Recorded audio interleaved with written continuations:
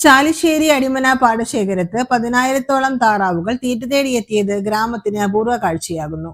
10,000-ഓളം താറാവുകളാണ് കഴിഞ്ഞ 10 ദിവസമായി ചാലിശ്ശേരി അടിമന പാടത്ത് തമ്പടിച്ചിരിക്കുന്നത്. വെള്ളയും തവിട്ടും നിറങ്ങളിൽ ഏകദേശം 67 ദിവസം പ്രായമുള്ള താറാവുകൾ വേനലിന്റെ കാഠിന്യത്തിൽ നിന്ന് ആശ്വാസം കണ്ടെത്തുവാൻ കൂട്ടത്തോടുകൂടിയാണ് കവക്കോട് പാലം തോട്ടിലെ വെള്ളത്തിലിറങ്ങി നീരാടുന്നത് മനോഹര കാഴ്ചയാണ്. കിലോമീറ്ററോളം നീളുന്ന കൂട്ടയാത്രയും ഒരേ താളത്തിൽ നീന്തി കളിക്കുന്നതും വഴിയാത്രക്കാർക്കും കൗതുകമാണ്. പാലക്കാട് കണ്ണാടി പന്നിക്കോട് സ്വദേശിയായ സുദേവനാണ് കഴിഞ്ഞ 25 വർഷമായി താറാവുകളുമായി ചാലിശ്ശേരിയിലെത്തിയത്. തിരുവല്ല സ്വദേശി ജോണിയുടേതാണ് താറാവുകൾ. കൊയ്ത്തിന് ശേഷം വയലുകളിൽ ലഭിക്കുന്ന പ്രകൃതിദത്ത തീറ്റയാണ് ഇവയുടെ പ്രധാന ആശ്രയം.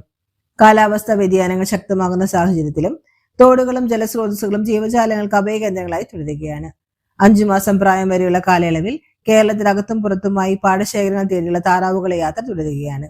അതേസമയം കൂട്ടം തെറ്റിയും രോഗവും മൃഗങ്ങളുടെ ആക്രമണം മറ്റുമായി താറാവുകളുടെ എണ്ണം കുറയുന്നുണ്ടെന്ന് സുദേവൻ പറഞ്ഞു.